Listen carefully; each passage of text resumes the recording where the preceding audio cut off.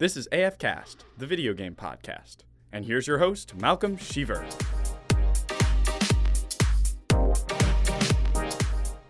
After dealing with Aaron Keener and his cleaners in Coney Island, our division agents embark on a journey to New York City where you will fight the Warlords of New York in Manhattan.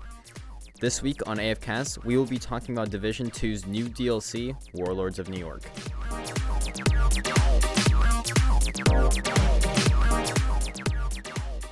I'm here with Bryce M, and we are first going to be talking about the missions for the new DLC, Warlords of New York. And then we're kind of be talking about the lore of it as well. We're going to be talking about the Gear 2.0, replayability, what else? The Dark Zone and social changes and stuff like that. Some of the smaller stuff. But yeah. So the first thing that happens is you go up to what is actually like a brand new pilot. I don't know why they made it a brand new pilot, but it is. And this pilot will take you to New York. And the reason you're going to New York is because Fei Lau, who was kind of like your handler in the first division, has requested everyone on the East Coast side to help out in New York City because Aaron Keener, who we've known since Division 1, has gotten together a group of people and is planning on releasing some kind of chemical weapon or something like that. So when you first get there, you have to fight your way to a new settlement that we've never seen before, run by Paul Rhodes, who was the tech expert, I believe, in the first division. Is that right? Okay. I'm pretty sure he is, but I can't remember offhand. And he's made this settlement called Haven. And essentially you start working from there. It's kind of like your new base of operations in New York. And you start working to defeat Aaron Keener. First, you have to take down his 4 kind of mini bosses. I don't know, there's 4 branches. One of the branches is for Kojika. And you've also got Dragov. So Kojika is kind of like a stealth operator. Dragov is like the new leader of the Rikers. You've got Vivian Conley, I believe is what her last name is, who's the new leader of the Cleaners. And then you've got Parnell. Is that how you say his name? I think so. I don't know, something like that, who is a drone and tech expert. And let me say those drones are really annoying because they're a lot smaller than the usual ones in this game. So, yeah. But you have to go against them in Manhattan, and you have to go to 2 bridges, which is where you fight Vivian. You have to go to Battery Park, which I'm pretty sure is where you fight Parnell. The Financial District, I think, is where you fight Kojika. And then Civic Center, I believe, is where you fight Dragov. I could be wrong about that. But essentially each location or each of those districts, you have 4 missions to complete in each of those missions. And essentially you're disabling Aaron Keener's organization, kind of like Ghost Recon Wildlands is what I've been comparing it to, and until you eventually have to go after Aaron Keener. So, yeah. There are also 8 interlinked side missions that you can investigate. They kind of give you clues and stuff about the operations that occur in New York during this time. So you've got one at a police headquarters, you've got one at Castle Clinton, you got one at a JTF shelter, you've got one at a pier, stuff like that. And yeah, so those kind of play into the mission. And yeah, so another thing that was introduced was a new level progression, which was from level 30 to 40. And I'm pretty sure that you can only get up to level 40 if you have the Warlords of New York DLC, and it's only you can get to level 40 by playing in New York. I'm not entirely sure about that. We don't really have any way of checking if it's otherwise, so. Yeah, because when you're playing through the story missions and stuff, you have to actually take down Keener in order to go back to DC, which is really dumb. So we haven't had much time for, playtesting after Keener. So, yeah. So with the introduction of Rikers and Cleaners into the game, they're like kind of reimagined. So they have new artwork, and they've also got like new archetypes and stuff like that are in the game. I don't remember what the archetypes are offhand. I think it was the Rikers who had the like health ability that was giving everyone the extra bar of health. That was not fun. I believe it was also Rikers that had the deployable shield with a mounted turret. Oh yeah, that people could like. It was an actual. It wasn't like an electronic turret. It was an actual mounted turret that people had to get on. And so even after you killed them, it wouldn't disappear. People could still run up to it, and it was literally Tachanka's turret. Except the shield's in the lower half, not the upper half. Yeah, well, I mean, if you were to put the deployable shield in the front, but. If they're getting rid of the Tachanka, if they're getting rid of Tachanka's stuff in the new Siege update, might as well put it back in some other game for them. So, actually, I kind of want to test now if we can actually get on that. Oh, probably not. It's because the proximity mine. Oh, that's right. Because if you get near the shield, it'll literally explode. So that's pretty fun. But if you take each time that you take down, or not each time, but once you take down each of the different operations, the head person will actually give you their ability that they actually use against you. They don't give it to you. You take it from their dead body. Well, yes. Fair enough. So we have 3 new types of skills. We have sticky bombs, which were seen in the first division. And then we also have traps and decoys now. So there are 2 new types of sticky bombs, or 2 new skills in the sticky bomb category.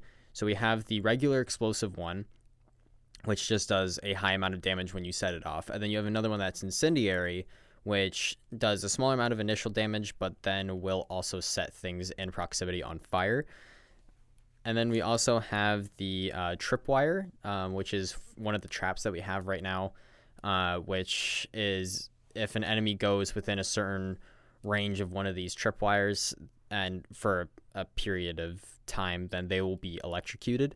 And then you've also got a decoy, which is a device that you throw on the ground that is quite literally like an alibi from Rainbow Six, and it'll deploy a division agent that can distract enemies. That's not really as good in... I'm pretty sure that the trap and the decoy aren't really that good in PvP. Because the traps, you can run through them quick enough for them not to hit you. But that won't always happen in PvE because the AIs are pretty stupid. So, and then it's also really helpful in PvE for the decoy as well, because actually it's not that helpful in PvE because I've only seen one of them target it at a time. I don't think I've seen a large number of people target the decoy. But that's also because we killed them really fast. So there's that.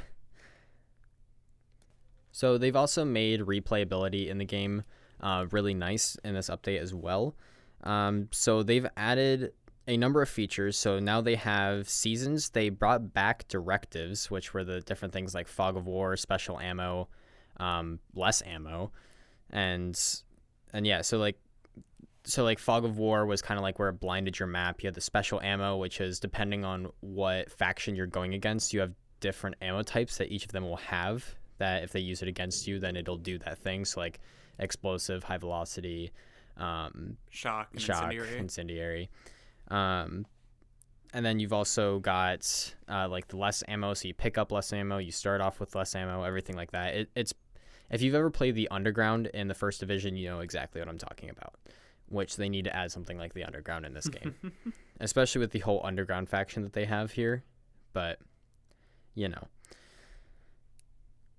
so the seasons also act as kind of like a series of events. So they've actually got a number of events kind of lined up already, where they have different like apparel gear that they have set up for a little bit. They've also got something that's called Reanimated Global Event, which I'm interested to see what that is. They've got the Polarity Switch Global Event. They've also got different league events, which I'm not sure what those are, but like they've got Hill League, Home League, Northeast League, West Side League. And then there's also another one that they have written down, which is Guardians Global Event.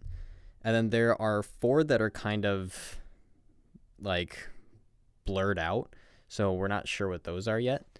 But we're interested to see what they might be. So yeah. So they've also added something called global difficulty, which I'm not sure. I'm pretty sure that world difficulty is still a thing. But now they've made it so that you can change the entire world so that way you can play it like normal, hard, challenging, or even heroic as the entire world. And you can also now set the different control points in the world to level 1, 2, 3, or 4, which is nice as well, because there are some stuff where you have to grind for it to be a level 4 control point in order to actually get like exotic blueprints and stuff like that. And that can be really repetitive because you don't get a choice in what blueprint you get. And I don't think you get duplicates, though, which is better. But you also have to hunt down all the different propaganda broadcasts, hostage rescues, all and of sometimes events will disappear, and then you don't have enough to get to control point level 4, and then your time runs out where it jumps down a level, and then you have to do more events. And it really takes like an entire day if you want to do 1, maybe 2. Yeah. So, or at least an entire play session with an entire 24-hour period. I would say for an average player PlayStation session, you could probably do 1 or 2. Yeah. So, which is not ideal. So that's really nice now. You still have to grind if you don't have global difficulty unlocked, though, obviously. But then again, you won't need to. So they've also made legendary missions now. So if you've gotten to level 40. Now you will actually have the ability to play some missions and all of the strongholds in DC. Well, I don't know about Tidal Basin, but the main faction ones, you're able to play on Legendary, which I'm pretty sure is even higher than Heroic, which is kind of insane. So have fun with that. Heroic's already hard enough as it is. Yeah, especially since I'm not entirely sure if Legendary actually it's sets that way it's always like set to 4 players like Heroic is, because Heroic is set up so that way even if you're playing it solo, it's like you're playing the mission as if you had 3 other people with you. It scales the number of enemy spawns and the type of enemies too if you were playing with 4 people. Yeah, and so I'm not sure if Legendary does that or not. It would be interesting if it does. Or I'd assume it would. It would, but it would be interesting if it doesn't, because it gives people who play solo more of a chance for that stuff. So the next thing that we're going to be talking about is Gear 2.0, which was an absolute shit fuck of a thing for this update. So the reason that I say that is because all weapons, gear, and mods have been completely reworked in the game. Completely reworked. And so now, like, everything that you already had doesn't have the previous system of stuff. Everything has been switched over. So you didn't even really have a choice in what stuff you really retained, which kind of sucks, because now the only things that are limited to talents are weapons, backpacks, and chest plates.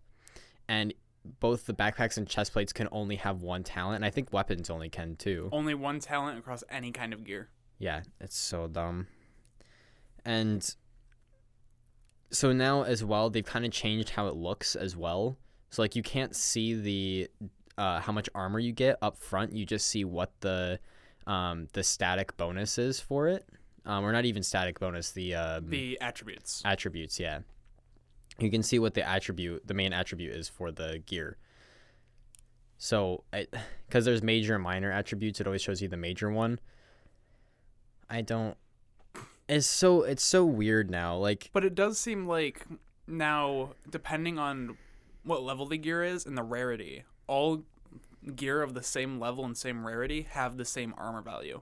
Yeah, because they've completely equalized everything. Yeah, which it's good and bad in its own senses. Like, I don't know, but it's all right. First, before we get into this, let's talk more about what's actually introduced in Gear 2.0, because I know that we have some things to say. Shit, and more shit.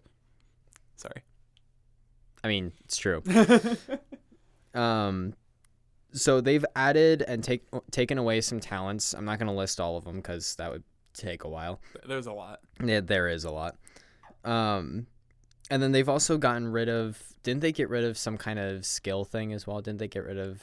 They got rid of the skill power system that was in the game that's before, right. where the skill mods required so much power. So now you only need to attach the mods to the stuff, which is nice because everything's rebalanced with that. That's the only thing that's nice about this. Yeah, but they replaced skill power with what is called skill tiers now, which no piece of gear can have more than one skill tier. But for each skill tier that you have, your skills, I believe, just perform better than they did before. Yeah. But skill mods are universal now. You don't have to have like a specific skill tier in order to use a mod like you did with skill power. Yeah, because now it'll just give you, like if you find loot on the ground, it'll just tell you what skill it's for, what the mod is, and that's pretty much it. And then you can just slap that onto whatever skill you have. Which, the thing that I also hate about Gear 2.0 is that I just optimized all of my freaking gear, and then all of my work just got completely deleted, basically. So sucker. It just sucks because like we recently came back when we heard about Warlords of New York, so we've been playing for the past 2 weeks, 3 weeks, maybe even longer than that, I don't know. And we've been like collecting new gear sets that have come out, new exotics and everything, and which, not to mention, exotics have been severely nerfed, so have gear sets.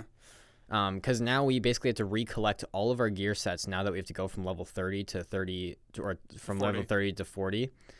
Because now we have to, because like the actual difference between even level 30 to like 34 was insane in armor value, that is. Not to mention that if you look at your armor bars now, there's a significantly less amount of them, which I think was just for looks. Yeah, I think it was to tidy it up. It's still really weird to look at, and you feel very underpowered now. Even though it still feels like it's about the same time to destroy armor, you just looking at it, it feels a lot. Well, not to mention, but some of the talents and stuff were also based off of how many bars you have, and I think they got rid of all of those. Not to mention that you've also got less health kits now. You have 2 less health kits, which they already supported, not even just supported, but kind of forced wanting a heal ability in the game for your character, or even one specific person on your team to just be in charge of all the healing. They've basically really enforced that in this game, and they just pressed it harder now with making it 2 less health kits. Like, that doesn't sound like a lot, but honestly, the amount of times that we've gone into missions with all 6 and have come out with 0. I would say it removes a third of your health kits. Yeah. And so it's just because that's a full repair. Not to mention that with all of the specialists, or at least most of the specialists, you actually get an ability per health kit as well. So like you've got like the Demolitionist, who will give you a certain amount of health as you go with a buff. I don't remember what the buff is. I would say, I believe it gives him, the Demolitionist, it gives him half of his armor back, and then it just buffs his damage output or something like that for 10 seconds, and then gives him the other half of... Yeah. And so that's completely reduced the, like, just the effect of that in general. So it's, I don't know, it's really weird. And not to mention the gear sets have been completely reworked, where now having 2 pieces of armor will still have the same static bonus, where it's like to crit damage or like something like plus that. 20% damage to elites or something like that. I don't remember what it is. And then now, instead of having 3 things, will give you 1 ability, and then having a 4th piece will give you an ability that's based off of that 3rd ability, or a 3rd piece of armor ability. Now the 3rd piece of armor just gives you another static bonus, and then the 4th piece of armor gives you both what was the 3rd one and the 4th one beforehand, which has basically completely undermined all of the strategies to having 2 gear sets set up in your system, which was actually pretty balanced. Like, they actually did a really good job of balancing that for the most part. And then they completely tore down that whole system. And so it makes optimizing gear and making these really cool and creative loadouts for your character, it makes it really just even across the board. Like, now there's not as much creativity that you can go to with some of your loadouts that you can do. Because, like, before you could just, like, keep adding a bunch of stuff that were to make it so that you can have a boost in grenade damage, plus you could have the thing that makes you be able to throw or like cook the grenades in your hand, and then you also have the entire demolitionist gear set that you could have as well, next to another gear set that could maybe boost your skills for a mortar turret and a bombardier drone. So you could go like full on like mortar, basically, like a mortar character. So it's completely limited the creativity of people making those loadouts. Not to mention that exotics have lost one of their talents, making them... They've lost 2 of their talents. Yeah, they've lost 2 of their talents, making them completely underpowered. And in some situations, it completely just reworked the exotic. Like for the Chatterbox. It's SMG, and originally it was that the more kills you got with it, each kill would give you so much of your ammo back depending on how much damage you did. And each kill you got also increased your maximum ammo on the weapon. So very quickly, if you hit your shots, you can have more than the max amount of ammo for the gun, up to twice the size. Now they made it so that you can only you start with more ammo in the mag, and kills will just refill up to 50% of that. And then it's a bonus for, like, if you reload with people around you. You get a bonus to damage for a couple seconds. It's like, really? You just completely reworked the Chatterbox, it didn't do a ton of damage, but it had, like, good rate of fire and stuff. And the ability was really nice because you didn't have to worry about reloading and stuff in the middle of combat then. But then this rework is... even though you have more ammo in your clip, there's still lots of times where I would run out of ammo where I wouldn't have with the old Chatterbox.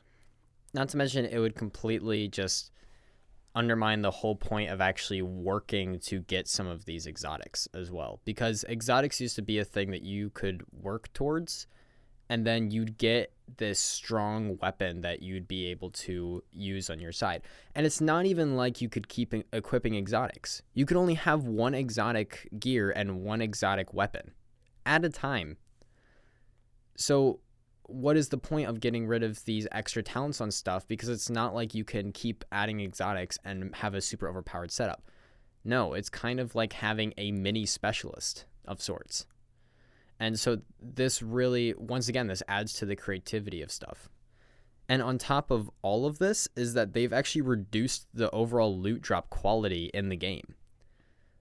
So essentially they've, like, because now since they have taken down all the talents and taken down some of the attributes and static stuff, like static powers to items now, like, they've completely just dropped loot quality that you actually get from stuff as well. So it's not even like you get more, it's not even like you get the better stuff now with less items, like, on it, that is. I would say technically the way it was done was you get a lower quantity of items, but then what items you get, like what rarity, more matches with what difficulty you're playing.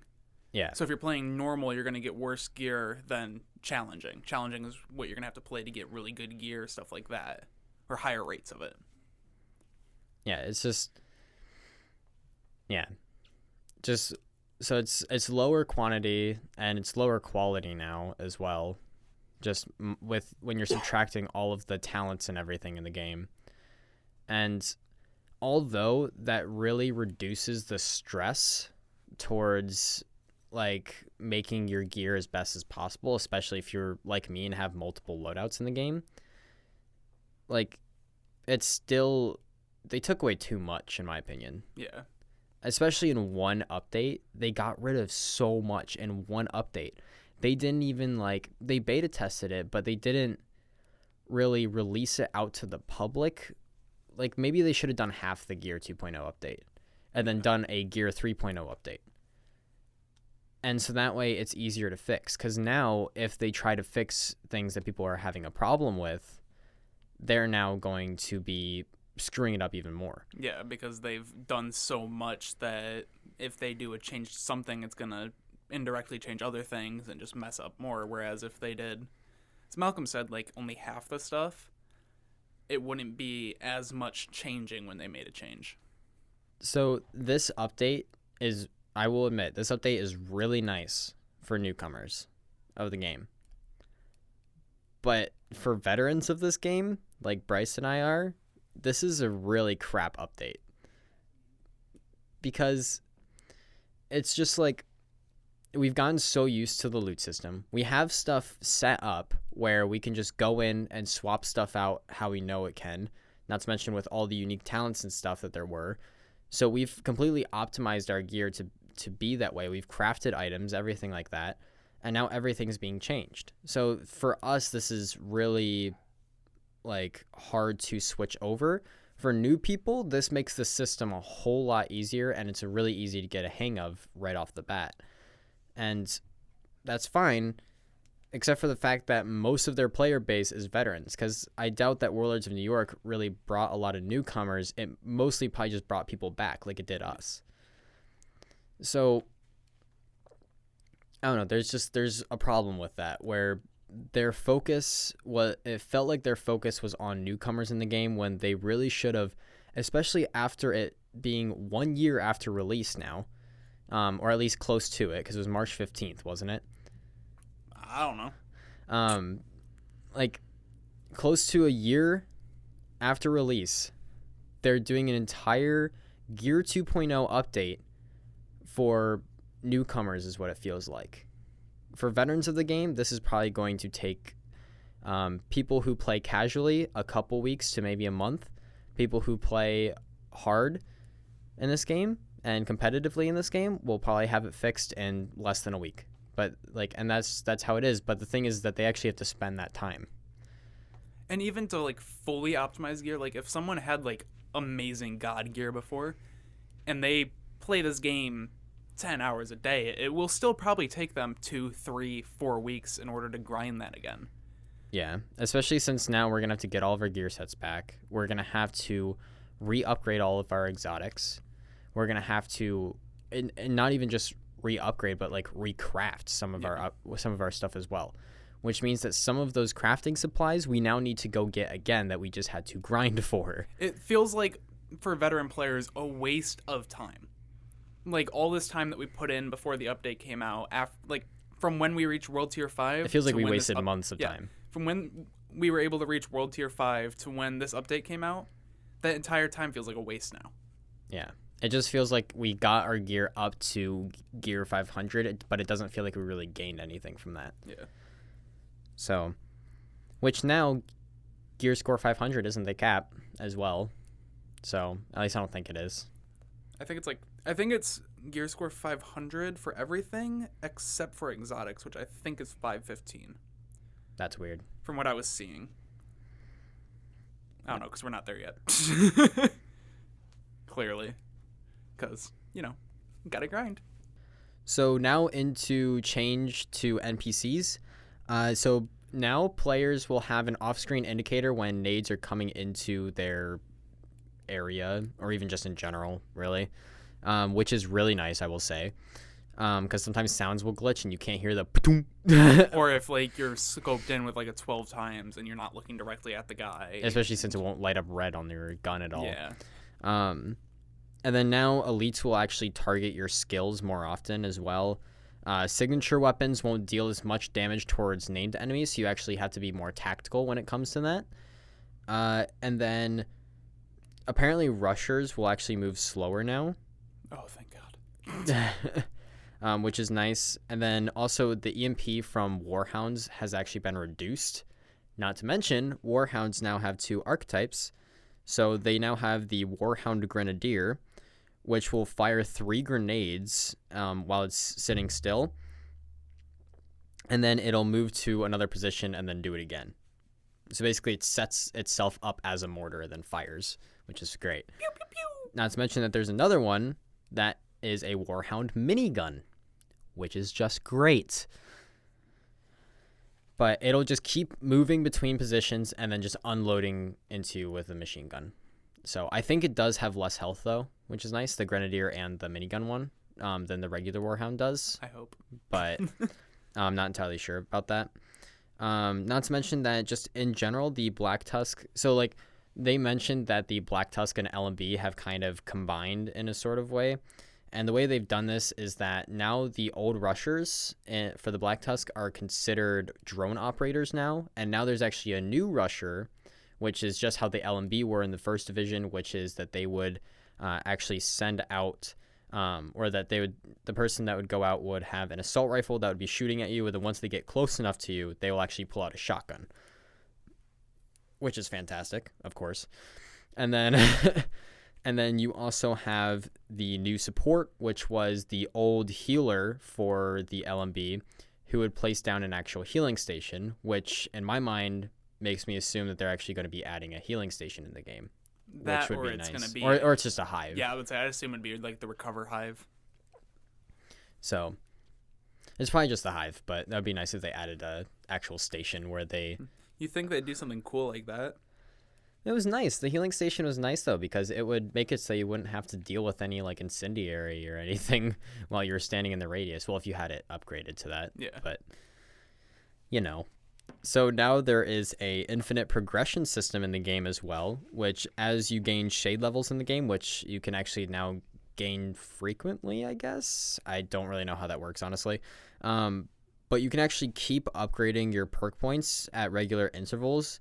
And so essentially you get to upgrade selected stats on your player and the bonuses for your agent as well. I don't know how this works in PvP, but in PvE this is really cool because you'll slowly be able to just get stronger and stronger as you go. And it actually makes the grind more worthwhile than just getting better stats on your gear. So, yeah. So there's a new recalibration system where before you could transfer talents or attributes directly from one weapon or piece of gear to another. But now the way it works is you can store them in a bank system where each weapon or gear type or weapon type or gear type has its own like library where you can store the different attributes that can go on it, the core attributes, the secondary attributes. And depending on what weapons you can get, you can like deconstruct them to pull the attribute from it.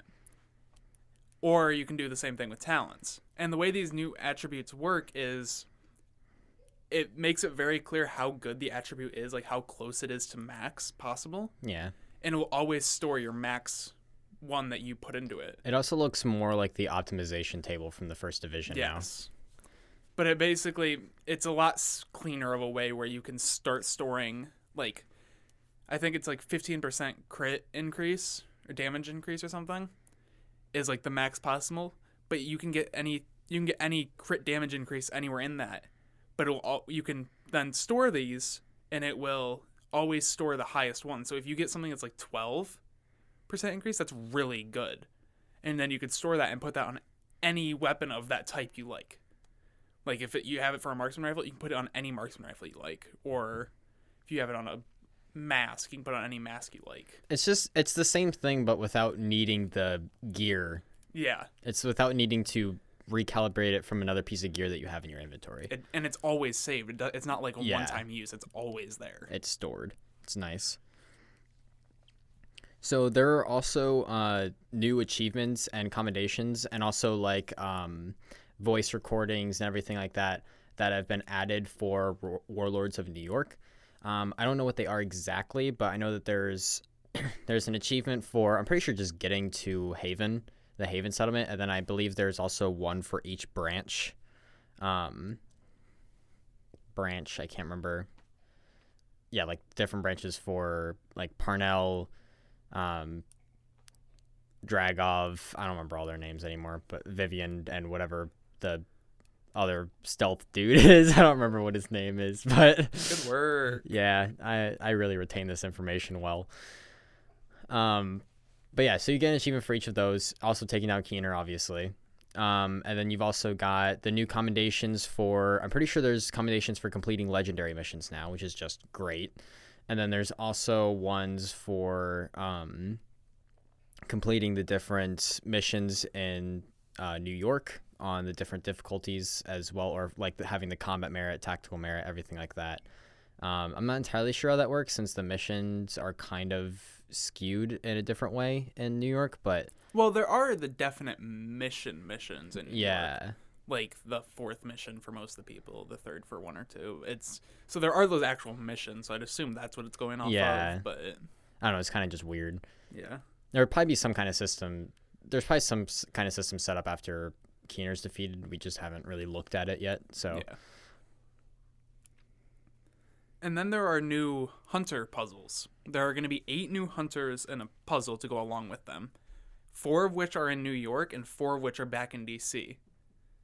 Yeah, so 4 of these hunters are going to be in New York then, and 4 new ones are going to be added to DC that you can find, do the puzzle for, and kill. And also new gear as well from them. Well, yeah. Which will be fun. Masks. That's a tongue twister. Say that 5 times fast. Crap. And then we also have a new normal difficulty mode for Operation Dark Hours, which is the raid specifically, not just that title update, that will now be available for level 40 players, which is nice. So if you want to play it on an easier difficulty, then there you go. So then there's been a small change to signature weapons, where all the pistols you can get for it now cap at level 40 instead of level 30, which they were before. And the minigun does more damage now to make it more effective. And then the technician has been changed. One of his abilities has been changed, where you used to be able to upgrade his skill power to multiple tiers, but now that they removed skill power, they made it 1 upgrade where it just increases skill tier by like 1. So they kind of made it so you can now put more technician points into other things as opposed to the skill power, which they removed. They have now also optimized the Dark Zone, which is really nice. So like they've added additional extraction points it's 1 per zone. So they have 1 in the south, or 1 new one in the south, 1 new one in the west, 1 new one in the east. They've also, before I get further into Dark Zone, they did add really cool graphics to the out of DC missions that you can go to. So like Kenley College, Coney Island, the Pentagon, the airport, Manning National Zoo, Camp White Oak, and I'm pretty sure that's it. Sounds about right. All right. So there you go. And onward with the Dark Zone. There's also now an option where you could just talk with your team, or you can also do what is sort of like a proximity chat in the Dark Zone, except for it's just an overall group chat for everyone that's in that's in the Dark Zone specifically. And then you also have a new social network that you're able to see nearby division agents in the social tab. That's within 100 meters of you or something like that, which is pretty cool. So now you also can't use your signature weapons at all in the Dark Zone. You also don't get any ammunition from people when they drop loot and stuff like that. Not to mention that you can still see the weapon on your back, and you also get all of your abilities and everything from the skill tree. It's just that you can't use the actual weapon itself. So people are still able to see what attributes you might have and what skills you might have based off of what specialization or specialized weapon is on your backpack. They also have made it easier to loot because now it shows you what all the stats and stuff are when you're going to pick up loot. Not to mention that you don't earn nearly as much XP in the Dark Zone anymore. You only really gain XP for killing other players, specifically rogue agents, and then also extracting your loot from the Dark Zone. That's where you'll get the bulk of your XP from now, or at least that's what you did before as well, but now you basically get none from killing NPCs and stuff like that, which kind of sucks. It's also the extraction timer is now 90 seconds in the dark zone instead of what it previously was. And then there's also just a number of other things that have been done that are like they've reduced the UI clutter and everything, like, but we don't need to go through all that. So, you know, a lot of optimization. If you want to see it, just check out patch notes. So yeah, but besides all of that, game on. Find AFcast on Instagram and Twitter, at AF Community, for any updates on future podcast episodes. If you want to join the community Discord, find the link in the description or on the website, afcommunity.com. Special thanks to DJ Augie for making the music for this podcast.